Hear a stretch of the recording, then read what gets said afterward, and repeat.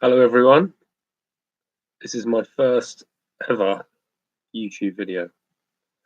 I'm a big fan of Paul Joseph Watson.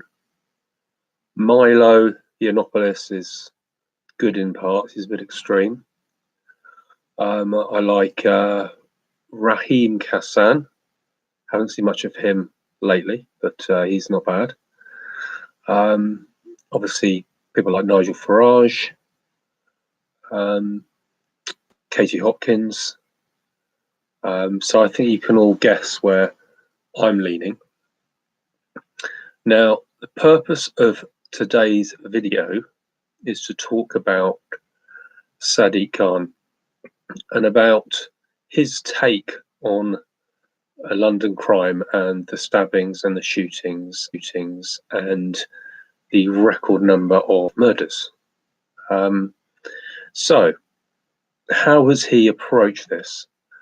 Well, he's looked towards Glasgow as a method, or as an example of how to fix London.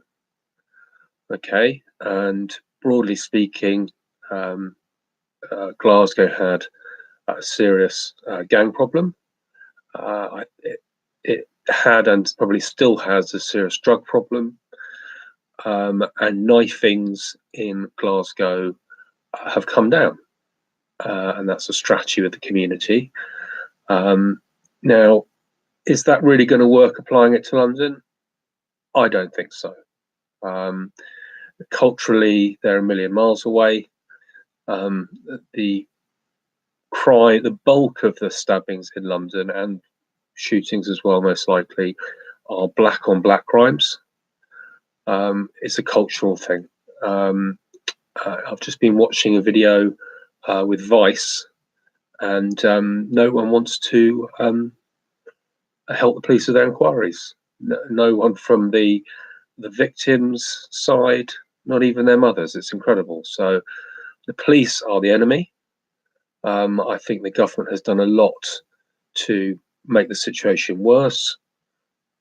The idea that the police are institutionally racist is actually a really stupid thing to say, because it kind of gives criminals a way out. So if you say the police are racist, then a criminal of any kind thinks, well, if I'm black and the police are racist and they're going to be worried about stopping and searching me, and I can play the race card, then I'm going to go and commit whatever crime it is, because I've just got a better chance of getting away with it. And then later down the line, those crime statistics are shown to be well towards black people. And so they commit more crimes, and it just looks worse on them. So it's almost like it's what's the word? It's just it's a manifestation of what people worry about. So if they're a bit worried now about black communities, if they then go ahead and become even more criminalized, then they're going to be even worse, and that stigma, is real. Anyway, so Sadiq Khan always looks at the Glasgow model, and one thing that he doesn't do, and it's really glaringly apparent, and I can't believe he hasn't been picked up on it, he refuses to look at Mayor Giuliani in New York. That's a completely different approach, but there might be a little bit better, might be a better match. We're talking about gangs, a lot of black gangs, and Rudolph Giuliani. He had the what was called the broken glass or broken window approach. So tackling crime from the ground up. And it's funny that Sadiq Khan hasn't even looked at that, because this is where we have just the classic example of a cultural problem, or a fit that he doesn't like, because what he's a fully paid up social justice warrior, and on that basis, stop and searching is highly suspicious to him. It's highly problematic.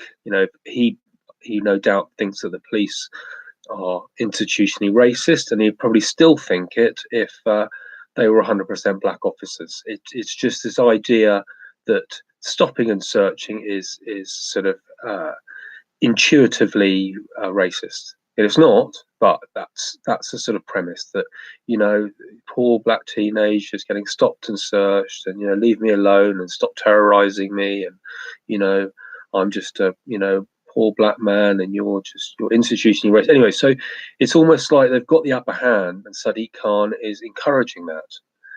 So we've got this sort of double problem. We've got the problem that the police are institutionally racist, which is deeply unhelpful, and in a way, it just means that the whole black community is more liable to become victims as well. That's the other side of it. And the second problem is that the model that's being looked at, the Glasgow model, is just barking at the wrong tree. And who can wait a whole generation for this to sort itself out? The other thing I was going to say is, and this is what the police always say, is we have more boots on the ground, and this is why this argument's flawed about having a larger police force. Sure, they can arrest people and get them charged, but then they go to get a slap on the wrist from the court. Now, why does that happen? Because the prisons are full.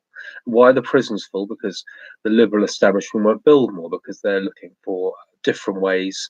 Well, they're not even looking to punish, they're just looking for people to change their ways. And so this idea that they've got this crazy unchallenged idea that they want to keep people out of prison and that they can be reformed, and that prison makes them worse. So there's no new prison spaces that have been built. I think the count is 90,000, hasn't budged for a long time. Prisons are hopelessly overfilled, so people can't go to prison, and so you've got to have the most horrendous crimes to even get a sentence. So the police on its own will not solve this problem, and the sad thing is everyone knows this, but because politicians now are so feeble, they refuse to join up the dots. They refuse to see that everything has to be measured from the point of stop and search and arrest all the way through to incarceration, because that's a punishment, firstly, and secondly, it keeps people off the street, and people need to be afraid of what the consequences are. There's no fear. The only consequences for murderers now are being killed by someone else. There's no fear of incarceration or prison or any kind of real remedial punishment. So that's what I wanted to say. It's my first video. I hope people listen to this and they like it. I'll try something else again probably in a few days. My name's James, and thanks for listening.